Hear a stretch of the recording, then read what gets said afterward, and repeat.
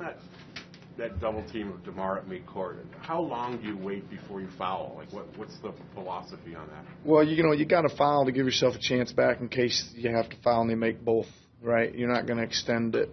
I mean, you want to extend the game. You're not going to wait too long. It's usually a rule where you put one trap or maybe two traps before you do it. You usually give a number of traps before you do it. But I could see them saying don't foul to each other. I could see Kyle, and then we're not fouling, telling them that's what they were trying to do. So it was really, really heads-up play by him. You just got to turn the ball handler around, get him a little bit disoriented there. Well, you just got to trap him and hope usually you're hoping he jumps in the air or something with nowhere to go, or you surprise him and you get the pass is what you normally would get, right? So I think we were again heck of a heads-up play, and we turned his back. It's more like a run and jump with the spin, I think. Yeah. What was it like for you going through those last couple of minutes of the tight game, not being out there and kind of pulling the strings yourself? It was okay. It was a lot more relaxing.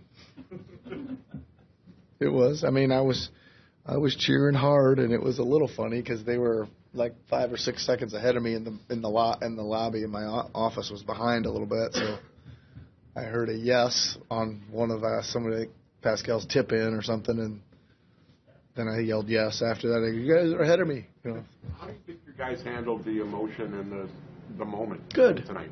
Good. And again, I think Doug, you guys have heard me say this a lot lately.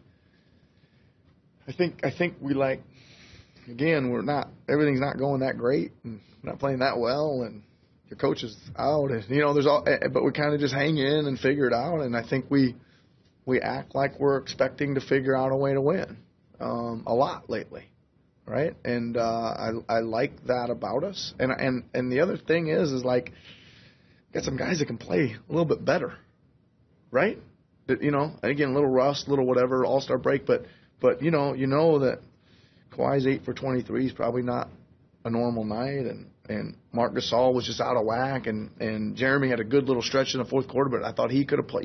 There's Norm could have played. There's some guys that could. It's encouraging when you're figuring out a way to win, and then maybe there's a time when there's a little bit more of a clicking in, right? Is that sort of the trademark of this team, that resiliency? I mean, they just, like you said, they find a way. I think so. I think I like the again. I just think I like the, and it's not like panic or any of that. That's just like so off base. But I just like the just the mentality, I guess, of okay, we'll figure it out somehow, And a lot of times this year that's come from, I don't know, we've switched to zone defense, down 17, and all of a sudden, the game switches, or we switch. The other night we took out Danny and Norm and put in McCaw and Lynn, and boom, the game switches. So either a tactic or personnel or somebody finds something, and we just hang in there pretty well, and it's encouraging. I know he had a bit of a weird night. Speaking of Mark, but you kind of got him in a little earlier than the last couple games. Did you see glimpses of what you might like with him with more of the starters in those windows? I saw a little glimpses. I just think he had one of those kind of funky nights. He checked in and was like wide open like 3 times in the first 30 seconds he was in the game. I don't really think he wanted to really shoot any of those, but he kind of had to because that was the play, and I don't think he was ready to, right? And again, that's a little bit of he's not really used to coming off the bench, right? So he's going to have to get used to it on the nights he is, and he's going to play a lot better. But you saw some good passes, right? You see some great IQ out there, right? You just see it again. He's a guy that adds to that little bit of, hey, everything's okay. I'll make a play. I'll make a play. And then Surrey surely limited Aldridge to 6 points. What do you think of the defensive effort then? He was good.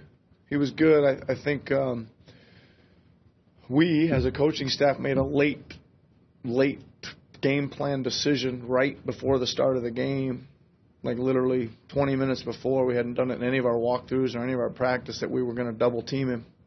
And my thing was our coaching staff decided that let's double team DeRozan, let's double team Aldridge, just to make sure our guys are ready to be aggressive, And it's not a very when you look at their team, it's not that smart a thing to do. They're the number 1 3-point shooting team in the league, and when you double team, you're going to open up some of that stuff, right? But I was not going to let what happened in San Antonio happen again as far as lack of aggression. So it started good.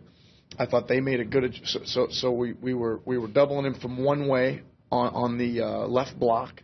They made a good adjustment, put him on the right block. So we had to flip our double teaming from the other way, and we were doing all that stuff. It was again, that's some growth of the stuff we're making defensively. That's not easy to kind of convey in a game that's going back and forth, that you're all of a sudden you gotta, like, I don't know, just kind of rotate your whole defense, and we were doing it really, really well.